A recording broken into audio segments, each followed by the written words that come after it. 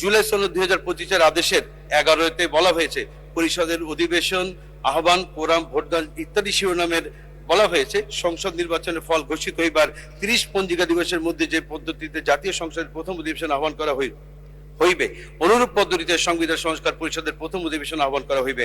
কিন্তু অত্যন্ত পরিতাপের বিষয়, মাননীয় স্পিকার, জাতীয় নির্বাচন অনুষ্ঠিত হয়ে গেছে, আজ 1 মাস গত হতে যাচ্ছে, কিন্তু এখন পর্যন্ত সংবিধান সংস্কার পরিষদের প্রথম অধিবেশন আহ্বান করা হয় নাই। শুধু তাই নয়, বিএনপি আজকের দিন পর্যন্ত সংবিধান সংস্কার পরিষদের সদস্য হিসেবেও শপথ গ্রহণ করে নাই। মাননীয় স্পিকার, গণভোটের মাধ্যমে জনগণের যে আকাঙ্ক্ষা প্রকাশিত হয়েছিল, সেখানে বিএনপির মতো একটি বৃহৎ রাজনৈতিক দল শুরুতেই সংবিধান সংস্কার পরিষদের শপথ না নেওয়ার জনমনে বিভ্রান্তি সৃষ্টি হয়েছে।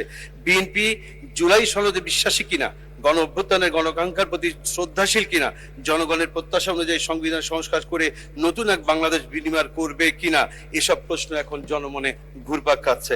মাননীয় স্পিকার, আমরা আশা করি সকল জল্পনা কল্পনা অবসান ঘটিয়ে বিএনপি জনগণের অভিপ্রায় অনুযায়ী জুলাই জাতীয় সনদ বাস্তবায়ন আদেশ 2025 এবং গণভোট 2026-এর গণরায় অনুযায়ী সংবিধান সংস্কার পরিষদের সদস্য হিসেবে শপথ নেবে এবং দেশের মানুষের 70% মানুষের হ্যাঁ পক্ষে রায় দিয়েছে।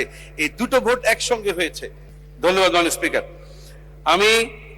আমাদের এখানে যে আলোচনা হয়েছে, আমাদের মাননীয় স্বরাষ্ট্রমন্ত্রী যিনি বলেছেন জুলাই আবেগ নয়, আবেগ দিয়ে রাষ্ট্র চলে না, এই প্রসঙ্গে বলতে চাই মাননীয় স্পিকার, জুলাই আবেগ নয় কথা সত্যি, কিন্তু জুলাই আবেগ, জুলাই একই সাথে বাস্তবতা।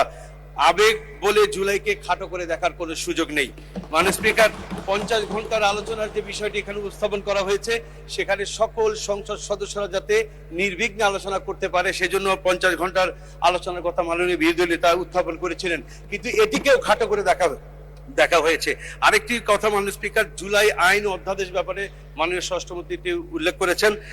তিনি বলছেন জুলাই আইনও না, অধ্যাদেশও নয়, কিন্তু সংবিধানের 152-তে বলা হয়েছে সকল অধ্যাদেশী আইন। সুতরাং তিনি এই মন্তব্যটি তার দায়িত্বশীল মন্তব্য হয়নি।